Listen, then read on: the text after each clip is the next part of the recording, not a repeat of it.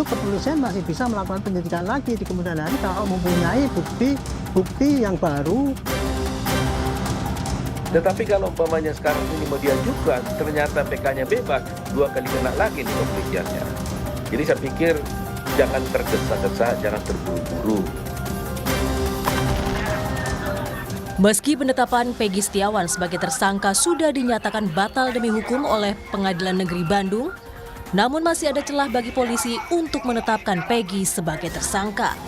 Ya, ini disampaikan oleh penasihat ahli Kapolri Irjen Purnawirawan Arianto Sutadi yang bilang menetapkan Peggy sebagai tersangka bisa dilakukan jika polisi melakukan penyidikan baru dan mempunyai bukti baru. Ya, sedangkan di sini hanya dinyatakan batalnya adalah karena kesalahan tangkap kan gitu kan. Itu kepolisian masih bisa melakukan penyidikan lagi di kemudian hari kalau mempunyai bukti yang baru yang dimiliki gitu. Tapi seandainya nanti kemudian putusan PK itu membatalkan putusan tahun 2016 dulu, otomatis polisi tidak akan mencari lagi yang sisa 3 DPO itu. Dia harus mencari lagi siapa pembunuh daripada Vina dan Egi itu semuanya. Sementara kuasa hukum terpidana kasus Vina, Otto Hasibuan, meminta polisi tidak tergesa-gesa melakukan penyidikan kembali terhadap Peggy. Otto menilai penyidik Polda Jawa Barat harus menunggu hasil putusan PK yang akan diajukan oleh para terpidana. Biarkan dulu perkara yang 7 untuk PK itu berjalan, nanti kita lihat apa putusan PK terhadap hal ini. Kalau nanti putusan PK-nya itu dibebaskan ternyata, dan kemudian Peggy ongoing ternyata kemudian diproses, ini kan lebih cilaka lagi polisinya. Jadi lebih bijaksana, tunggu aja PK dilakukan, lihat. Kalau ternyata nanti di PK-nya itu ditolak dihukum, mungkin ada peluang-peluang lagi untuk berpikir untuk melanjutkan penyidikan terhadap Peggy dan yang lain. Tetapi kalau umpamanya sekarang ini mau diajukan, ternyata PK-nya bebas, 2 kali kena lagi nih kepolisiannya. Jadi saya pikir jangan tergesa-gesa, jangan terburu-buru ya. Penetapan kembali Peggy sebagai tersangka nyatanya butuh proses yang panjang. Karena polisi baru bisa menjerat Peggy Setiawan bila menemukan alat bukti baru dan memulai kembali penyelidikan dan penyidikan dari awal. Terutama kejanggalan-kejanggalan yang terdapat dalam putusan Pengadilan Cirebon terhadap 8 terpidana kasus pembunuhan Vina dan Eki. Tim Liputan, Kompas TV. Saudara penasihat ahli Kapolri menyebut ada celah bagi polisi untuk menetapkan Peggy sebagai tersangka jika polisi melakukan penyidikan baru atau mempunyai bukti baru, saudara. Sementara itu, kuasa hukum terpidana kasus Vina, Otto Hasibuan, meminta polisi untuk tidak tergesa-gesa melakukan penyidikan terhadap Peggy Setiawan. Lalu bagaimana arah penyidikan dari kasus ini, saudara? Kita perbincangkan dengan 2 narasumber yang telah bergabung bersama kami di Kompas Malam, saudara. Saya sapa Ketua Pusat Bantuan Hukum Indonesia PBHI, Bang Julius Ibrani, dan juga ada praktisi hukum Bang Rasman Arif Nasution. Selamat malam, Assalamualaikum Bang Julius dan juga Bang Rasman. Saya ke Bang Rasman dulu, Bang Rasman. Ini dari penasihat Kapolri bilang bahwa sebenarnya ada peluang begitu untuk kembali menetapkan Peggy Setiawan karena jika ada bukti baru ataupun penyidikan baru. Anda melihatnya seperti apa? Baik, terima kasih. Pertama saya appreciate ya, salah satu media nasional yang selalu mengawal kasus Vina dan Eki ini dan sangat-sangat netral adalah termasuk Kompas TV.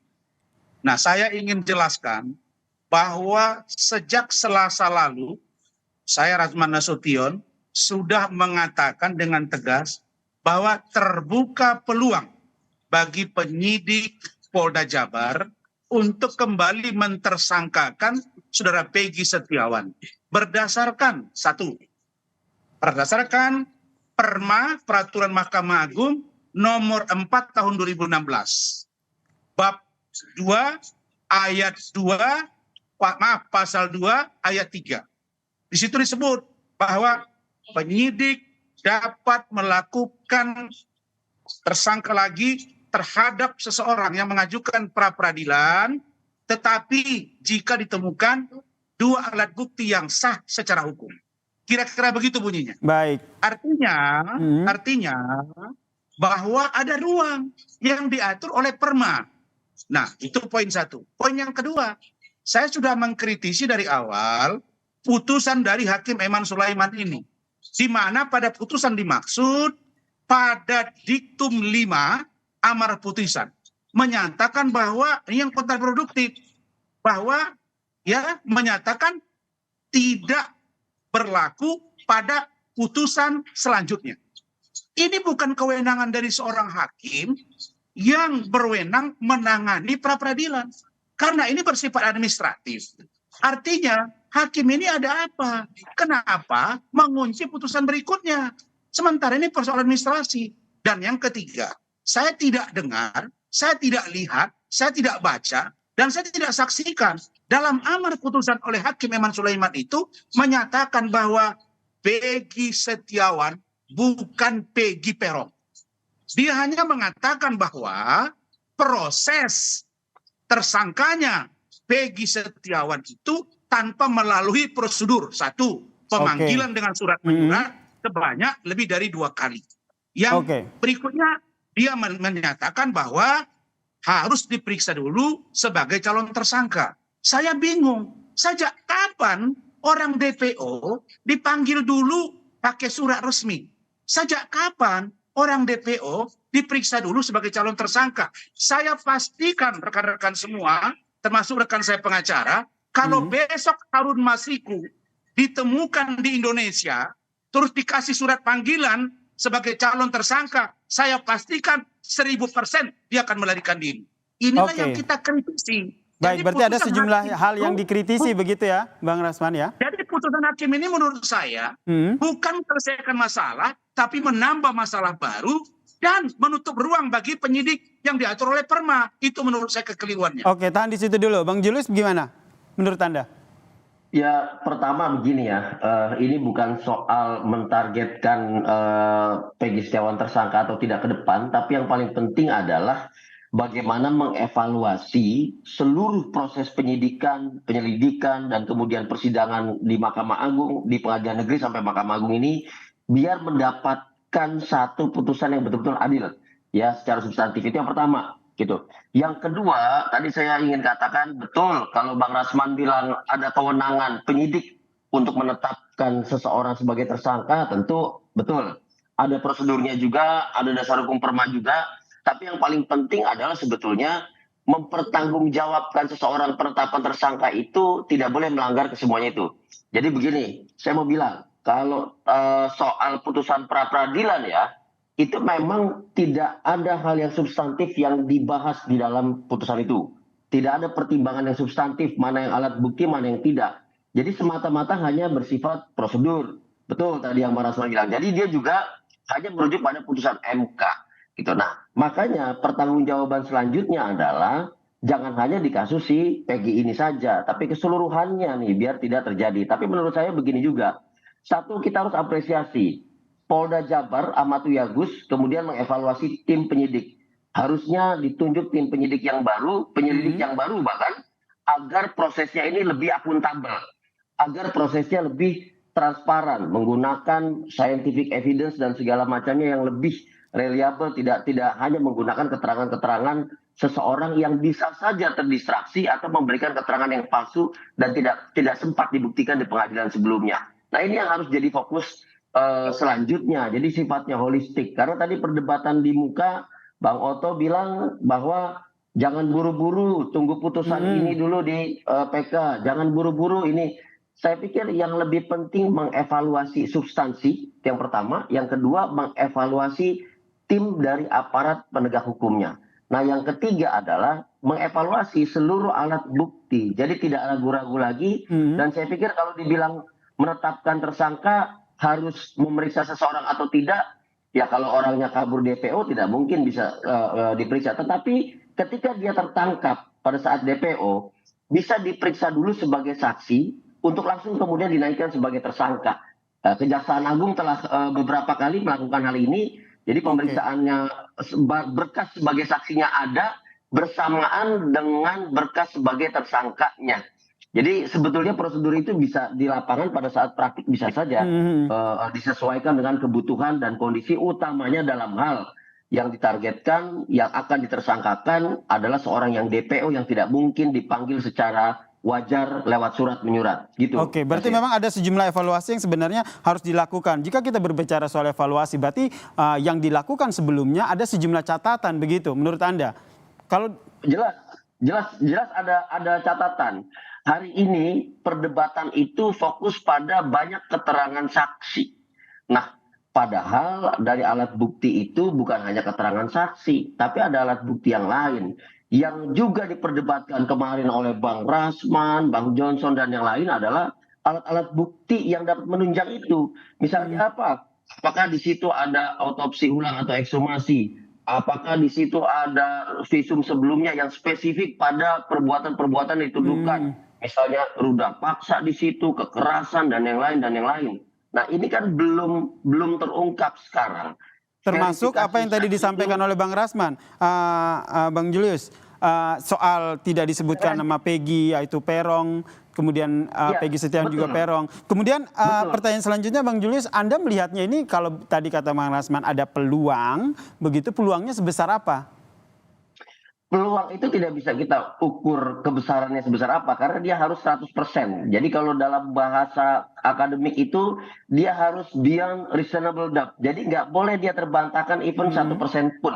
Gitu. Makanya tadi saya katakan kalau kita berpegang hanya pada keterangan orang per orang saja, distraksinya tinggi sekali. Bisa dalam tekanan, bisa memang dia mau berbohong dan segala macam. Tapi perlu dicari alat penunjang lainnya, bukti penunjang lainnya. Agar keterangan itu signifikan, valid juga dan reliable. Tapi yang paling penting lagi, misalnya begini, dari keterangan saksi semua orang, dari keterangan terdakwa yang sudah terpidana ada 7 orang gitu, apakah ada verifikasinya di lapangan? Gitu. Ketika dia menyebutkan, apakah ada verifikasinya di lapangan? Kita tahu, kalau tidak salah dulu seluruh terdakwa ini menolak rekonstruksi ulang. Artinya kan dia tidak maksimal di situ, jadi mesti banyak pertanyaan. Harusnya tidak ada satu celah pun yang kurang dalam setiap proses sehingga tidak akan kita bantah lagi siapa Peggy itu, Peggy Setiawan. Berarti memang tidak hanya berkaca ataupun berdasarkan pada keterangan saksi-saksi saja, tapi jika nanti ada penyidikan ulang ini harus ada bukti baru begitu. Menurut Anda, Bung Rasman, ini polisi sudah punya bukti baru itu kah sehingga ada peluang nantinya akan mentersangkakan Peggy kembali? Iya, menurut saya peluang itu sangat terbuka jelas, terbuka lebar, terang benderang. Kenapa saya katakan terang benderang? Justru sebenarnya penyidik Polda Jabar itu khususnya Bitkum ketika pra peradilan mereka sudah hakul yakin bahwa gugatan itu atau permohonan pra peradilan oleh pengacara Peggy itu ditolak. Kenapa? Meskipun tanpa menggunakan SCI, Scientific Crime Investigation, bukan berarti dua alat bukti itu tidak ditemukan. Bahagian dari Scientific Crime Investigation itu ada visum et repertum. Di situ ditemukan gitu. Nah, hanya saja Hakim Eman Sulaiman ini memutus pertama, apa yang janggal dari putusan itu di luar yang saya sampaikan tadi, bahwa dia membuat pertimbangan itu sangat singkat, sangat sedikit pertimbangan yang digunakan oleh Hakim Eman Sulaiman, tetapi pada amarnya dia kunci di luar poin 5, 6, dia juga mengunci. Apa itu yang dia kunci? Menerima semua gugatan permohon dengan seluruhnya. Ini apa-apaan? Dia hanya membahas terkait dengan surat menyurat, DPO, dan menggunakan perkaba, perpol, perkab. Perkab, perpol, perkaba itu internal kepolisian yang diberlakukan secara internal. Itu SOP, standar operasional prosedur internal. Tidak boleh dijadikan pertimbangan oleh hakim dalam mengambil putusan. Nah, inilah kekeliruan-kekeliruan yang luar biasa. Jadi saya mendukung statement dari Adinda Julius bahwa sesungguhnya putusan ini tidak menjawab kegelisahan saya. Tidak menjawab sebagian orang yang intelek terkait dengan hukum. Kenapa? Karena putusan ini melampaui kewenangannya. Tidak sesuai dengan yang dipetitumkan. Karena itu saya anggap sebuah sikap yang ultra petita. Oke, ada kejanggalan, ada hal yang dipertanyakan dari apa untuk mungkin melaporkan abuse of power, penyalahgunaan kewenangan dari seorang hakim. Nah, apa itu hakim ini? memang kita panggil yang mulia. Tapi tidak tertutup kemungkinan hakim juga punya masalah banyak. Oke, Hakim tahan ada yang sampai di ditangkap, polisi ada yang ditangkap, ada dan penggunaan lain-lain begitu. kekuasaan, abuse of power di situ ya, Bang Rasman. Saya ke Bang Julius dulu. Anda juga melihat hal yang sama atau justru sebaliknya, Bung? Jadi begini, satu, pada prinsipnya memang putusan pra peradilan ini tidak boleh membahas pokok perkara, jadi nggak ada hal yang substantif di situ. Dia hanya membahas bahwa ada prosedur, yaitu pemeriksaan sebagai saksi yang belum dilakukan oleh penyidik, dan pemeriksaan saksi ini juga dianggap sebagai implementasi dari putusan Mahkamah Konstitusi yang ketika itu membahas soal penetapan tersangka Komjen Budi Gunawan di KPK tanpa pemeriksaan Komjen Budi Gunawan sebagai saksi. Ini tindak lanjutnya. Tetapi yang menarik sebetulnya adalah bahwa di dalam putusan pra peradilan ini, karena memang materinya sangat singkat gitu ya, dan amar serta yang tadi Bang Rasman bilang diktumnya sangat singkat, itu sebetulnya tidak membuka wacana lebih dalam untuk mengaudit proses gitu. Dia hanya memutuskan penetapan tersangkanya batal, oleh karena itu tidak boleh ada kelanjutan pemeriksaan lagi. Begitu. Lalu penyidikannya juga dianggap batal, maka penyidikan terhadap Peggy Setiawan ini harus dibatalkan. Nah, saya sih mau melihatnya gini, Yasir. Saya mau melihatnya bahwa yang harus kita betul-betul perhatikan secara mendetil justru bukan putusan pra peradilan ini. Tapi gitu. Ini hanya putusan prosedur yang harusnya Propam juga bisa lihat gitu ya. Tetapi bagaimana putusan awal sebelumnya di tahun 2016 yang sudah jalan sampai di kasasi, karena seluruh substansinya ada di situ. Jadi perlu dilihat di putusan itu, karena pra peradilan ini putusan tidak begitu menggali dan menganalisis banyak hal karena dia tidak menyentuh substansi. Maka ini penting. Saya bilang Bang Rasman, tolong buat satu channel, Abang dan tim, periksa putusan awal untuk menguatkan proses selanjutnya. Itu yang pertama. Yang kedua adalah tadi Bang Rasman bilang sudah ada alat bukti yang terang benderang. Nah, satu kata kunci yang hilang dalam proses Peggy Setiawan adalah transparansi di dalam proses. Ya, ini saya pikir penting. Kalau Bang Rasman bisa tahu, maka penyidik juga harusnya bisa menyajikan alat-alat bukti yang valid itu kepada publik, sehingga penyidik mendapat dukungan publik yang begitu besar dan sudah meyakini publik. Jangankan hakim, kalau publik saja sudah yakin, maka hakim akan mudah meyakini penetapan tersangka. Ini yang nanti kita nantikan bersama ya, jika pihak kepolisian punya bukti baru yang akan disampaikan, tolong disampaikan begitu ya, jangan ditutup-tutupi. Saya boleh karena closing statement 1 menit. Oke. Jangan 1 menit Bang, singkat saja.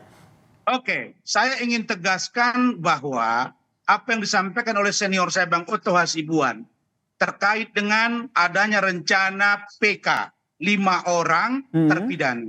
Saya hanya katakan satu saja, bahwa 5 orang yang akan mengajukan PK itu telah mengajukan pra peradilan 2017 dan ditolak. Jadi logika hukumnya kebalik-balik gitu loh. Maka saya katakan, lakukan saja eksaminasi terkait dengan penyidikan, kemudian kejaksaan dan putusan hakim. Itu baru fair gitu loh. Jangan kita justru menimbulkan masalah baru. Jadi ini saya harapkan kasus ini bisa membuat terang benderang dan tolong Kompas TV kawal terus. Oke, ini yang menjadi harapan kita bersama ya, harapan dari Bang Julius, harapan dari Bung Rasman sendiri tidak hanya berhenti pada pra peradilannya Peggy Setiawan saja, tapi bagaimana pihak kepolisian juga bisa membongkar bagaimana penyidikan kasus dari Vina dan juga Eki ini menjadi terang benderang begitu ya. Ini kita sepakat dengan hal itu. Kita nantikan seperti apa langkah yang dilakukan oleh pihak kepolisian untuk membuat terang dari kasus pembunuhan Vina dan juga Eki ini. Terima kasih Bang Julius Ibrani dari PBHI dan juga Bang Rasman Arif Nasution, praktisi hukum, telah berbagi perspektifnya terkait dengan kasus ini di Kompas Malam. Salam sehat semuanya.